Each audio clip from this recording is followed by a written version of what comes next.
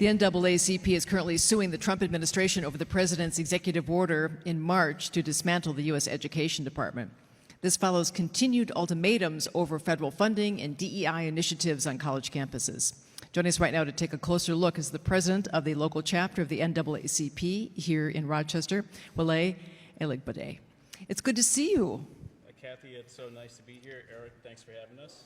Oh my goodness. Well, I tell you what, we might have a problem with the microphone there because, you know, technology the way it is. There you go. Give it another try. There it is. Yeah, can you guys hear me now? Yep. Yeah, we Perfect, sure can. Perfect. So nice to be here. Really appreciate the opportunity. It's great to see you again. Thank you. Let's talk about this suit. It is, of course, the national NAACP is suing over the executive order to dismantle the Education Department.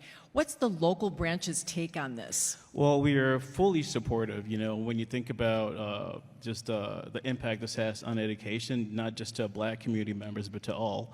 You know, and there are really two suits. You know, so the first suit came out in March, and really this was about challenging, you know, the dismantling of Department of Education. And our main premise is that Congress was the one that enacted that, and only Congress can dismantle it, not the president, not the Secretary of Education. And so that suit continues, you know, and the other is really one that we had a week ago, actually, and that was about attacks against DEI, you know, and so, and just yesterday we got the federal judge to really block that. So obviously the work continues.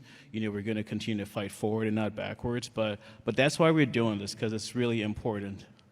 Doing some research during the week, reading about you and listening to some videos, you have an interesting focus on adult education and personal finance and literacy. Why that focus? Yeah, it's actually more than that. So, you know, I'll just share that when you think about social determinants of health, and when you think about just, you know, systemic issues when it comes to just wealth building and education in general, you know, from an NAACP, we're really focused on how do we ensure that, you know, we're giving people the tools to go back to school, you know, whether it's through the trade schools or whether that's through college, or in terms of also how to manage your wealth. But we do a lot more than that. That's just one aspect.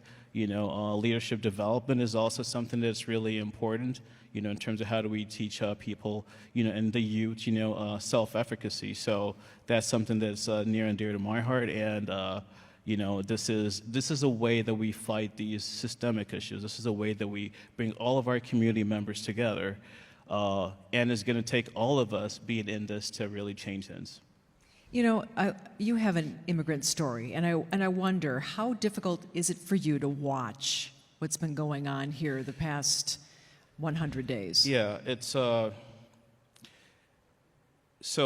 for background, I'm originally from Nigeria. You know, I'm an American citizen, and when I, you know, came to this country, the reason why I came here and the reason why I chose America and the reason why a lot of immigrants choose America is because of that American dream. You know, it's something that is worth fighting for. It's something that it's worth attaining. We're not there yet, but that's why people choose America. A lot of what has been happening really is challenging, you know, what that American dream is.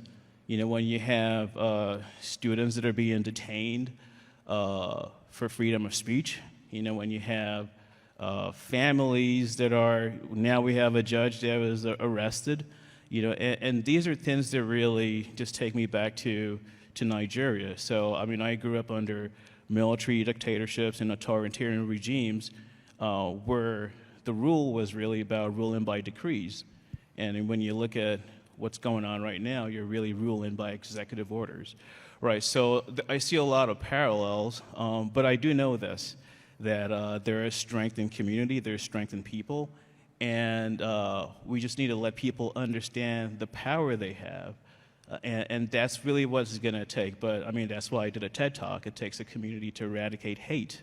You know, how do we go from not my business, it's the other, that's your problem, to everyone's business? And we need everyone's business a lot more. And do you days. think the message is resonating here in Rochester? Oh, absolutely. I mean, you know, your neighbor, if your neighbors are being arrested, or if your neighbors, you know, don't have food to eat, you know, those are things that affect all of society. And And so, so yes, I mean, that's the reason why I did the TED Talk. That's the reason why, I think the work that you all do is so important, because you are basically sharing messages to make it people's business. At the end of the day, though, people have to stand up and people have to take action and make it, the society we want to see. Appreciate you coming on tonight. Thanks very much. No, thank you very much. You Good to bet. see you. Thank you so Thank much. you.